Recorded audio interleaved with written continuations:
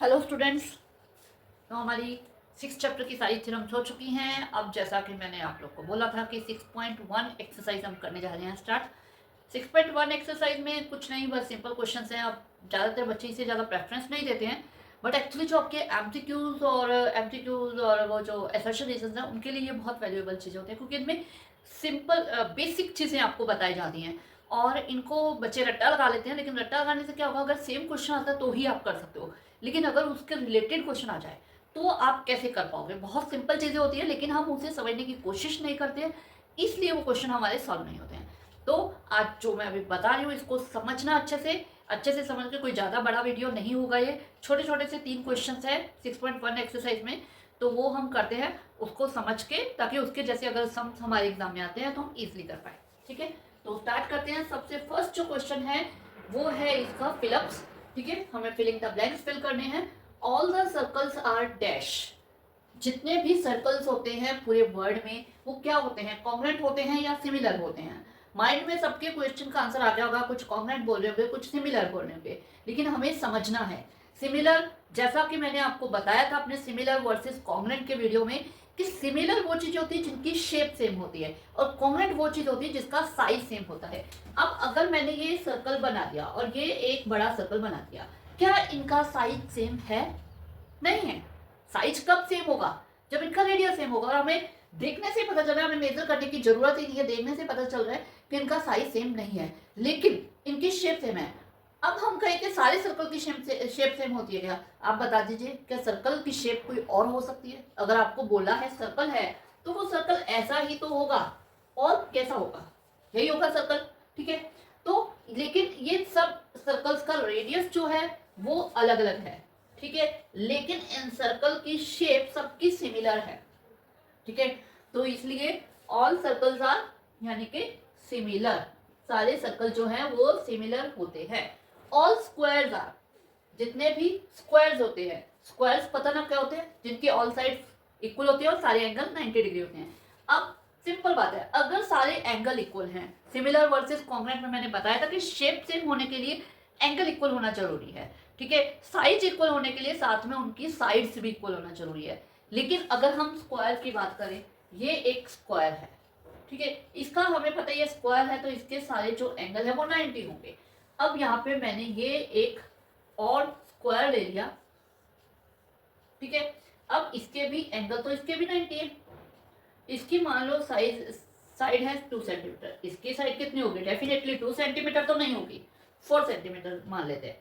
ठीक है, तो आप देख रहे हो कि इन दोनों सर्कल्स की शेप, सॉरी स्क्वायर्स की शेप सेम है, लेकिन इनका जो साइज है वो सेम नहीं है। ठीक है, और कोई और भी स्क्वायर ले लो। अब स्क्वायर की शेप ऐसी होगी क्योंकि सारी साइड इक्वल लेनी है। अगर हम इतना बड़ा लेंगे तो वो भी इसी तरह नीचे जाएगा, सारी साइड इक्वल है तो वो भी इसी तरह से जाएगा। ठीक है, तो शेप सेम होगी, साइज नहीं होगी, इसलिए ये भी क्या होते हैं? सिमिलर। उसके बाद all dash triangles are similar. Similar होते हैं लेकिन कौन से? आइसोस्केलस या इक्विलेटर। पहले तो ये पता होना चाहिए आइसोस्केलस और इक्विलेटर कौन से होते हैं। ये मेरे ट्रायंगल वाले वीडियो में मैंने बहुत अच्छे से क्लियर कर रखा है, टाइप्स ऑफ ट्रायंगल्स। ठीक है, अभी मैं आपको बता देती हूँ आइसोस्केलस यानी जिसकी 2 साइड्स इक्वल होती हैं, और इक्विलेटर जिसकी ऑल साइड्स इक्वल होती हैं।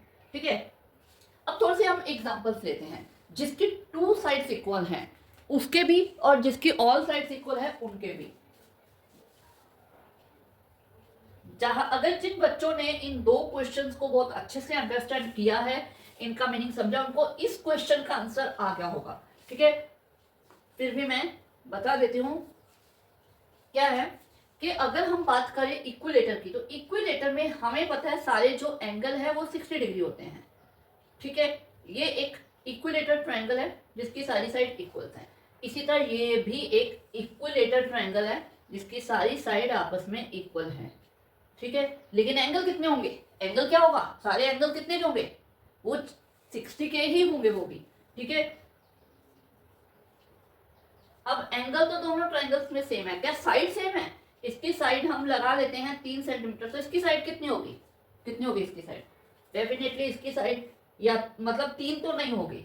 ठीक है, 5 6 कुछ इस तरह से होगी। मान लिया हमने 5 सेंटीमीटर है। ठीक है, तो अब आप बताइए ये दोनों ट्रायंगल सिमिलर हैं या नहीं। ठीक है, अब आइसोस्केलस के ऊपर भी चल जाते हैं। दिमाग में आ रहा होगा मैम आइसोस्केलस भी तो इस तरह से सिमिलर हो सकते हैं। बिल्कुल, हम एक बार करके देख लेते हैं। ठीक है, अब मैंने एक ये राइट एंगल ट्रायंगल बनाया है, इसकी ये दोनों साइड मैंने इक्वल ले ली, तो इसलिए ये आइसोस्केलस बन गया। ये 90 है तो ये 45 क्लियर। ठीक है, अब ऐसे ही मैंने एक और ट्रायंगल ले लिया, इसी के साथ ही ले लेते हैं। इसमें मैंने ये दोनों जो एंगल है, ये दोनों एंगल मैंने 40-40 के ले लिए। ये दोनों 40-40 हो गए तो ये डेफिनेटली 100 का होगा। अब इसकी ये दोनों साइड इक्वल है। आप बताइए क्या इनकी शेप सेम है तो वो भी आइसोस्केलस, लेकिन शेप सेम नहीं है। ठीक है, इस टाइप से कोई और भी ले लेते हैं। ये मैंने एक्यूट लिया, एक और एक्यूट एंगल ले लेते हैं, एक्यूट ट्रायंगल ले लेते हैं। ये लीजिए, ये ले, ये मान लो 30 है, ये भी 30 है, और ये हमारा आ गया 120। क्या ये उसके सिमिलर है? नहीं है। ये दोनों मैंने acute angle obtuse angle triangle बनाए। अब एक एक्यूट एंगल ट्रायंगल बना लेते हैं।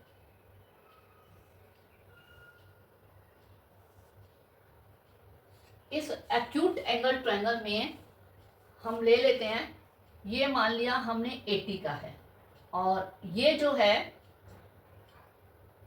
50 और 50 का है। ये चारों ट्रायंगल में कुछ सिमिलैरिटी दिख रही है क्योंकि इनके एंगल अलग अलग हैं।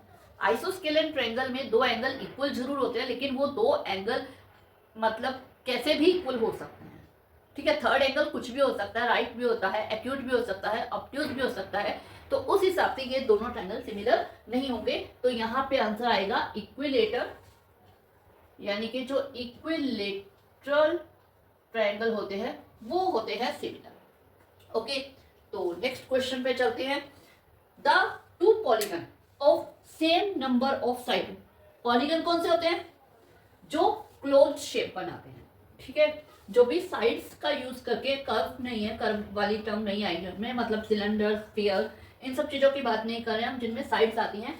ऐसे टू शेप जो क्लोज शेप होंगी, ठीक है, उन्हें पॉलीगन बोलेंगे। सेम नंबर ऑफ साइड, यानी उनकी नंबर ऑफ साइड सेम होगी, यानी कि ये दोनों, अगर ट्रायंगल है तो दोनों ट्रायंगल होंगे, क्वाड्रिलेटर है तो दोनों क्वाड्रिलेटर होंगे, 4 साइड्स होंगी, पेंटागन है तो दोनों पेंटागन होंगे, 5 साइड्स होंगी दोनों की, तो दोनों की सेम नंबर ऑफ साइड है। फर्स्ट पहले ए हम देखते हैं, there corresponding angles are equal, मतलब उनके कॉरस्पॉन्डिंग एंगल जो है वो इक्वल होंगे। अगर दो पॉलीगन आप सेम नंबर ऑफ साइड बिल्कुल सेम है, या तो ट्रायंगल है, या क्वाड्रिलेटर है, या पेंटागन है, हेक्सागन है, कुछ भी है, नंबर ऑफ साइड सेम है, ठीक है, और वो सिमिलर हैं, तो उनके कॉरस्पॉन्डिंग एंगल कब सिमिलर होंगे? अगर उनके कॉरस्पॉन्डिंग एंगल क्या होंगे? इक्वल होंगे। ये हम क्या कहते हैं उसमें कर चुके हैं सिमिलैरिटी रूल में, कि अगर एंगल इक्वल आ जाता है, कॉरस्पॉन्डिंग एंगल इक्वल आ जाता है, तो दोनों शेप सिमिलर हो जाएंगी। तो हम ट्रायंगल में ए रूल करते हैं, लेकिन यहाँ पे आप कोई भी शेप ले लो, अगर उनके, जैसे अभी हमने देखा स्क्वायर के सारे एंगल 90 डिग्री है, तो वो सिमिलर है, तो उनके जो कॉरस्पॉन्डिंग एंगल है वो क्या होंगे? Equal. There corresponding sides are equal होंगी तो क्या होंगे?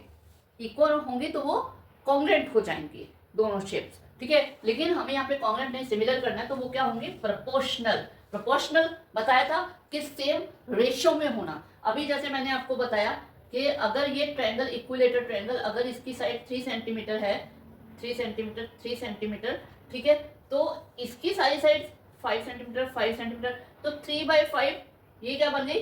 रेशियो बन गई। अगर हम दो आइसोस्केलेन ट्रायंगल ले लेते हैं 90 डिग्री वाले, मतलब इनके कॉरस्पॉन्डिंग एंगल हमने इक्वल ले लिए, लाइक तो जो ये इसकी साइड से कॉरस्पॉन्डिंग, यानी कि ये हाइपोटेनियस है, वो हाइपोटेनियस इनकी जो रेशियो होगी, अगर ये मान लो 3 है, ये 6 है, तो ये जो है ये 2 है तो ये 4 होगी, ये 2 है तो ये 4 होगी, यानी इनकी रेशियो आप देख रहे हो 2/4, यानी 1/2 रेशियो बन गई है। तो सारी साइड्स की रेशियो 1/2 बनेगी। जब रेशियो इक्वल होगी तो वो क्या होती है? प्रोपोर्शनल। तो इनकी क्या है? प्रोपोर्शनल होगी। क्लियर? ठीक है, तो करते हैं सेकंड सम। तो ये है इसका second and third sum. Second sum है give two different example of pair of similar figure. जो फिगर सिमिलर ऐसे दो एग्जाम्पल दे दिया। तो सिंपल बात है, हम अभी करके ही आए हैं। तो जितने भी इक्विलेटरल ट्रायंगल्स हैं, equilateral triangle are similar to each other. ठीक है। सेकंड में आप कुछ भी ले सकते हो, मतलब ऑल स्क्वायर्स भी आपस में सिमिलर होते हैं, ऑल सर्कल्स भी आपस में सिमिलर होते हैं। तो हम ले सकते हैं all circles are similar to each other. ठीक है, ये चीज हम अभी करके आए हैं। समझाने की जरूरत नहीं है कि सारे सर्कल सिमिलर होते हैं। अभी हमने फर्स्ट सम में यही किया है। सारे स्क्वायर्स सिमिलर होते हैं क्योंकि उनके एंगल सेम होते हैं, 90 डिग्री होते हैं। सारे जितने इक्विलेटरल ट्रायंगल्स हैं वो सिमिलर होते हैं क्योंकि उनके एंगल सबके सेम होते हैं, 60 डिग्री होते हैं। तो इसलिए ये शेप सिमिलर है। ठीक है। अब नॉन सिमिलर, नॉन सिमिलर तो किसी भी दो शेप्स को ले लो, एक ट्रायंगल एंड क्वाड्रिलेटरल सिमिलर नहीं हो सकता। ठीक है। जो इसका सेकंड पॉइंट है, इसके दो एग्जांपल देनी है, मतलब ये हम यहाँ पे ए और बी लिख सकते हैं। तो इसका ए जो है वो क्या है, इसका ए है a triangle and quadrilateral are not similar to each other. ठीक है। इसी तरह बी पॉइंट, अब चलो ठीक है, मैंने एक की ट्रायंगल की 3 साइड्स ले ली और क्वाड्रिलेटर की 4 साइड्स हैं, इसलिए वो सिमिलर नहीं हो सकते, हमें पता है, शेप भी सेम नहीं है। एक दो क्वाड्रिलेटर की ही अलग अलग फॉर्म ले लेते हैं। एक मैंने स्क्वायर ले लिया, एक मैंने ले लिया ट्रेपीजियम। क्या ये सिमिलर होगा? नहीं होगा। ठीक है, सिंपल बात है, जिसकी शेप सेम नहीं है वो सिमिलर नहीं है। तो ये ले लेते हैं स्क्वायर